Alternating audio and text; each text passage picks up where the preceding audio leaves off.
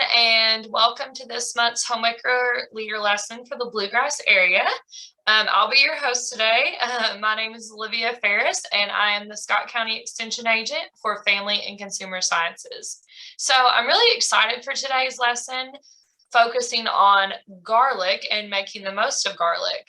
I really enjoy garlic. It's something I cook with quite a bit, and not just with one in particular kind of cuisine. I use it in all kinds of foods.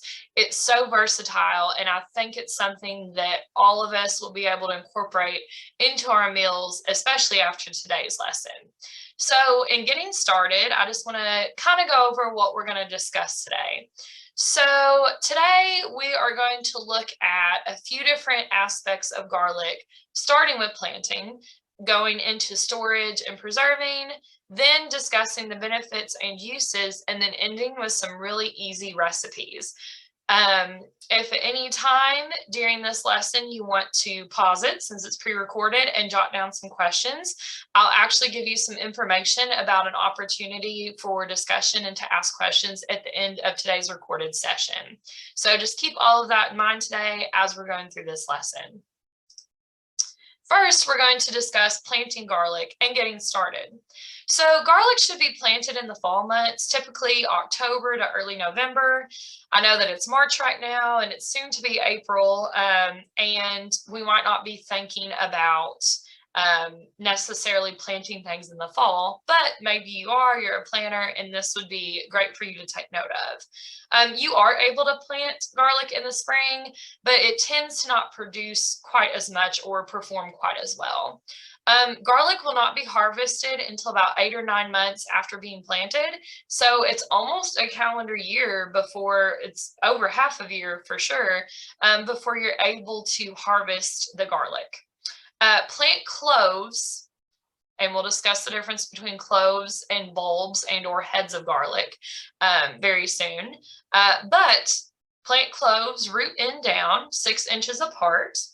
And the cloves should be about 2 to 3 inches deep into the soil. So we don't want to plant our cloves of garlic too deep in the soil. They're not going to perform as well. They might not even come up at all, or they might rot before they can start to reproduce. So just something to consider there, about 2 to 3 inches into the soil.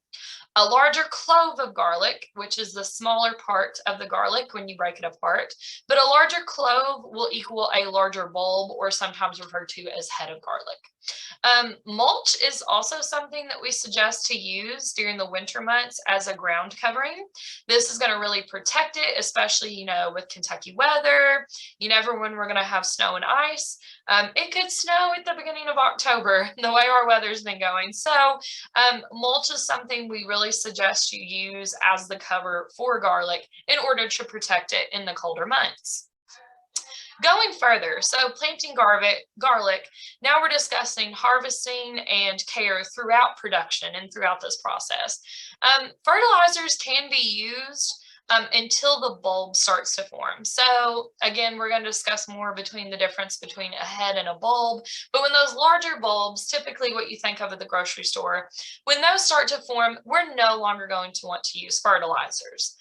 Bulbs should be forming toward the end of June if planted in the fall months. So if planted during, the peak time of planting, which would be in that October-November range, then you're going to be seeing those bulbs start to form in June. Planted garlic needs about 1 inch of water during a week, and that includes rainwater as well as you watering your plant. So keep in mind that if it has rained a lot that week, maybe you don't need to water as much. Rain gauges can be good to see about how much water has come down on your plants. So I recommend using one of those. But if it's rained a lot, you probably don't need to water as much.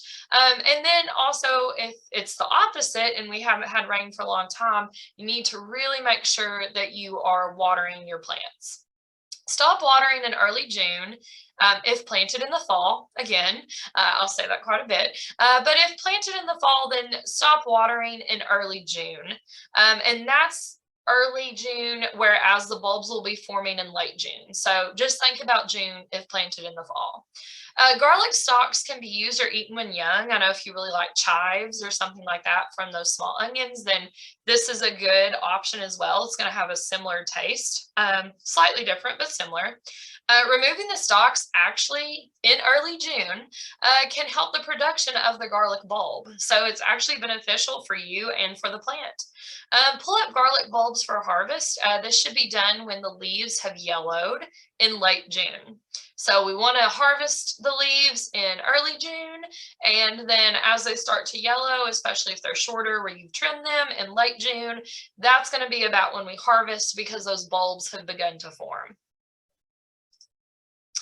Now, let's move on from discussing planting to storage and preservation. So one way that we recommend preserving your garlic is by drying it. And if you ever buy garlic from the grocery store, this is typically the preservation method that they have used. So dried garlic can last up to 7 months if stored correctly in a dry place. If moisture gets to it, a lot of times that can lead to molds and rot and things that we don't want on our product. So make sure that dried garlic is kept in a dry place. To dry garlic, tie the garlic up and or place it on a rack. So if you look at the photos that I've provided on the right hand of your screen, at the top, you are going to notice the garlic tied. And then at the bottom of that, you're going to notice the garlic placed on a rack. Okay, so there is a difference there. And I thought a visualization of that would be beneficial. There must be good ventilation no matter which way you choose to dry your garlic.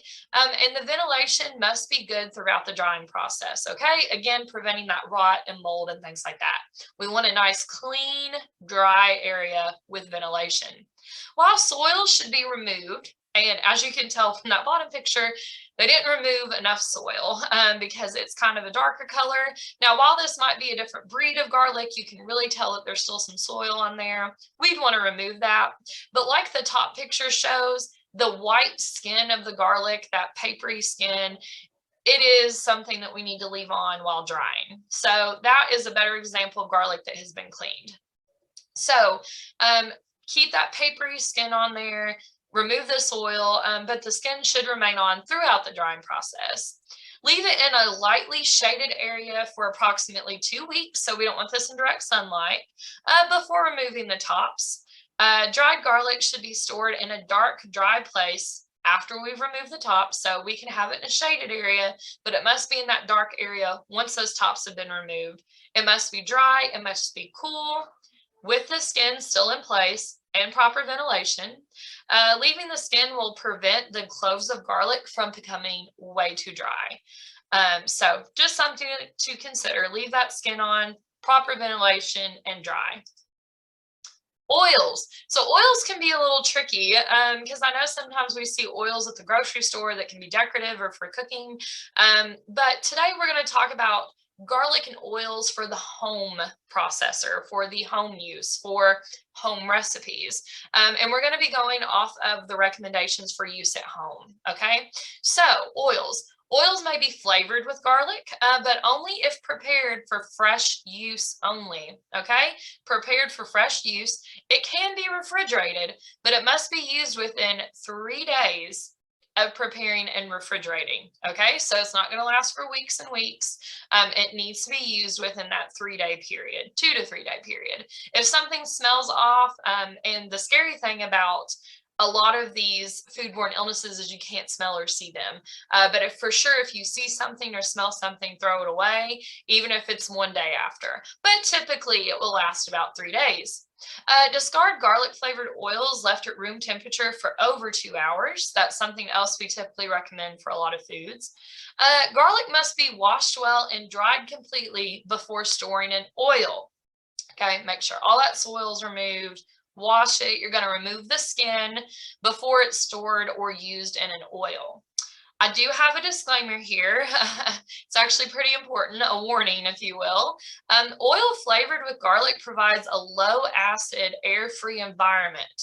Okay, and that can support the growth of Clostridium botulinum, the organism that causes botulism, which is a really bad foodborne illness. There are no home canning recommendations for garlic and oil. Okay. Again, there are no home canning recommendations for garlic in oil. Okay. And if you'd like to read more on that, you can check out my source below. Clemson University has a really good article. And we've also provided that to you for a publication to go with this lesson. So frozen, which is a really great option. Garlic should always be peeled before freezing, so remove that skin. But garlic can be frozen without blanching and last a really long time. It's going to maintain the flavor. It's going to be safe to eat. So freezing is actually a really good option if drying is not something that you think you could do or have the space for. So freezing is a really great option there. So let's move on now to benefits and uses. The benefits and uses of garlic. Number one, it adds flavor. It adds flavor to foods without increasing the sodium, fat, or sugar content, which is awesome because those are three things we really want to look out for when we're doing our meal planning and cooking recipes and things like that. I do want to caution you though, there is a difference between garlic powder and garlic salt, and we'll get into that a bit more later. Also, garlic can be used in many different methods of cooking. It's been used for thousands of years, since 3000 BCE, and has been used across many cultures. And this kind of leads into what I was going to talk about with versatility, a word that I've used a lot here today. Garlic is used to flavor many foods, not only in the United States, but throughout the world. We see it in Indian cooking. We see it in Asian cooking. We see it in even Canadian cooking. You see it in Spanish culture. You see it across all kinds of cultures, all kinds of nations of people. It's something that is so versatile and just used throughout the world, which is really amazing when you think about it. Garlic is used in marinades, stir fries, dressings, on meats, in soups, in salads, sauces, on vegetables, stews, even butters and oils like we've talked about today. And it's even more than that. It has so many uses. It's very, very versatile.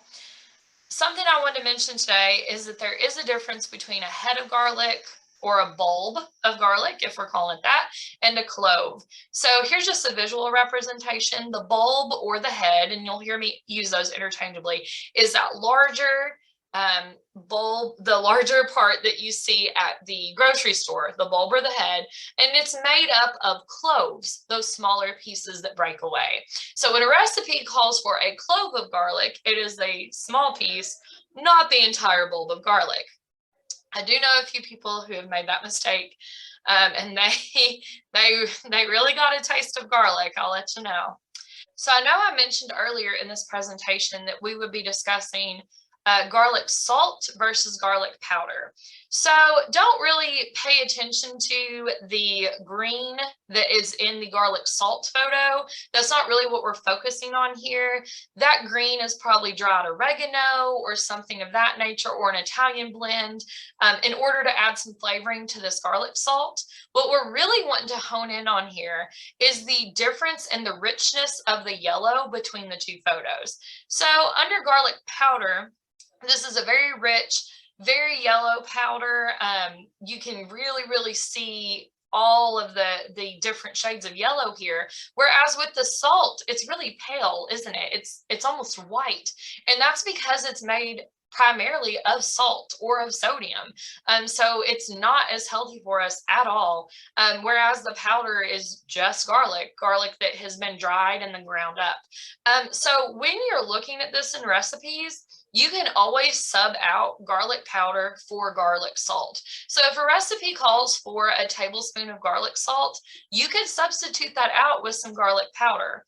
And then you can either salt to taste or leave the salt out altogether if you need to. Next, we're going to look at these nutrition facts labels. And I found these from a couple of different sources.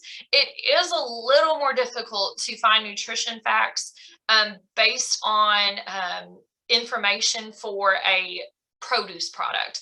So something that has been manufactured, something that has went through a production process, prepackaged foods, things like that, all those things that are in the middle aisles of our supermarket, they by law have to have a nutrition facts label provided. Whereas if you go to a grocery store, they're not necessarily stapling nutrition facts labels to apples, oranges, bananas, and things like that. And that includes garlic. So from the nutritionvalue.org website, I was able to find a basic label for an average garlic bulb that is raw. You're not going to be eating an entire bulb, and the calories will adjust slightly, and we'll look into that a little bit more. But a portion size for this nutrition label is 136 grams of garlic. The best way to really measure that would be on a food scale, but that's going to be about 203 calories, very, very low in sodium, only 1%. It does have some carbohydrates, and you can tell based on the little pie chart that is on the right there that most of the calories are from the carbohydrates with the garlic. And again, this would be if you were eating this garlic raw like an apple. So this is just to give you an idea about the nutrition of garlic. So very low in sodium. That's one of the things I wanted to point out. Now, looking at garlic powder, again, powder, not salt. Again, very low in sodium, low in cholesterol. Doesn't really have a lot of fiber of anything like that, but again, it's low in those sugars and salts and things like that. And a serving for this label, it's just a small serving size of 1 teaspoon, just as an example there, and it's going to be about 10 calories. So just something interesting to think about as we're preparing our foods with garlic. Now it's time for my favorite part, which is eating and cooking. So we're going to look at a couple of garlic recipes to really get you started.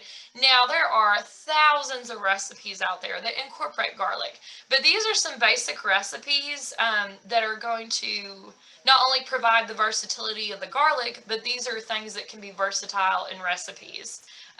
So let's take a look at those now. The first recipe that we are going to prepare today is roasted garlic. So this is really, really simple. You can either spread roasted garlic on toast or something like that, something basic, or use it in a recipe. I know sometimes marinara sauces and things like that call for roasted garlic. So the first thing you're going to do is preheat your oven to 400 degrees Fahrenheit. The next step is to peel and discard the outer layer of the garlic head, okay? Head or bulb, we've said that a few times. So remove that outer skin. Cut about 1/4 to 1/2 inch from the top. So you're going to cut the top off, and cut the top off the garlic head, which is going to reveal the cloves of garlic, those smaller portions. You can separate those garlic cloves and also peel them and roast the cloves individually, or you can even roast garlic in the head, and that's perfectly fine to do. But in either case, the next step is going to be to sprinkle olive oil over your cloves or your head of garlic. Then arrange the head of garlic or the cloves on a baking sheet. And a suggestion I have for you is to use a muffin pan, and that'll keep it from rolling around as much. So that's just a little tip. But a regular cookie sheet would be fine as well. The next step is going to be baking our cloves or our head of garlic for 40 minutes to an hour uncovered. Or if you're covering with foil, it'll take about 30 to 35 minutes. Bake until the garlic is soft and squeezable. So now we can use that garlic, like I said, as a spread for for toast or garlic bread. We can use it in marinara sauces and roast and all kinds of different things. And there are tons of recipes too that just say roasted garlic is an ingredient. So anytime it says roasted garlic is an ingredient, instead of buying roasted garlic, you can roast your own. Now let's go to the kitchen and try it ourselves.